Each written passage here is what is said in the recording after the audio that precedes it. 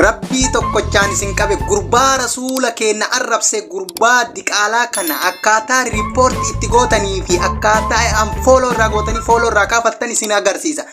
Keessattuu hundi muslimaa garee viidiyoo YouTube jala argattu seenatti achi jala laalaa riipoortii godha yoonii maanya galatooma.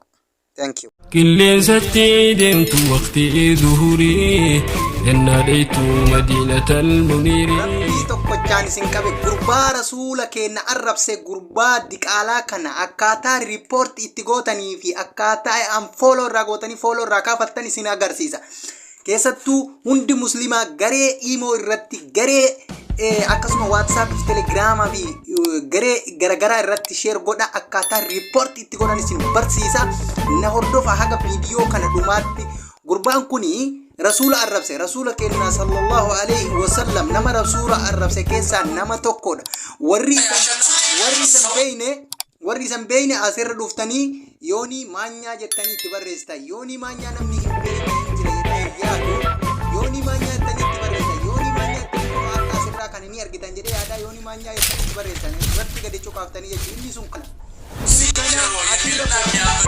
profaayilii isaatti irra tuwitaniituma gara TikTokii isaa dhuftan gara TikTokii isaa yoo dhuftan maaltu isinitti mul'ataa jira wanni isinitti mul'ataa jiruun argitanii TikTokii isaati jechuudha.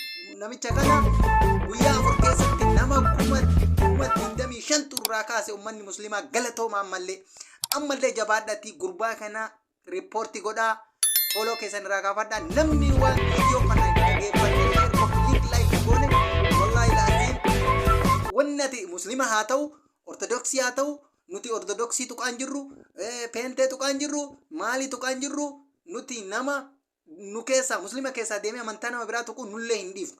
Isinillee immoo nu wajji dhaabbatanii warroonni kiristaanaa pentee ortodoksii waan garagaraa taatan amantaa garagaraa qabaatan nama kana wajji riipoortii godhanii asirraa dhaba godhuu qabdan. Namni kun nama amantaa ofii namallee walitti buusedha isiniin jedha.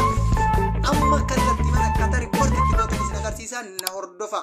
Follow irraa kaafachuun isin follow irraa kaafachuu kana yoo gattuutan irraa kaafachuu dandeettanii amma riipoortii isin agarsiisa.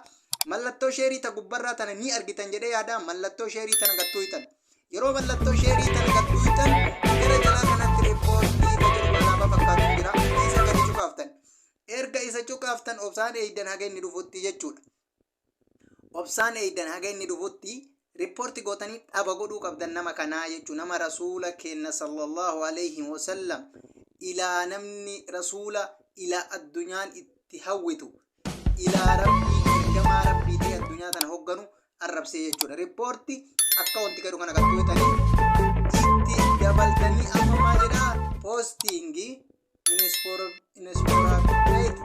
awwalaa kana jechuudha. Walumaa gala akka awwalaa kana gadi cuqaaftan lammataa head in the heart samt gadhu kana gattuutan ka lammaffaa jechuudha. Ergasii immoo maal gattuutanii kan jalqabaa kana gadi tuutanii jechuudha. Samboda maaltu isinii dhufa sammiitii kadhu isinii dhufa sammiitii gattuutanii jennaan إن رأيت مدينة المنير نتي غوري إرجع خونسي اتدام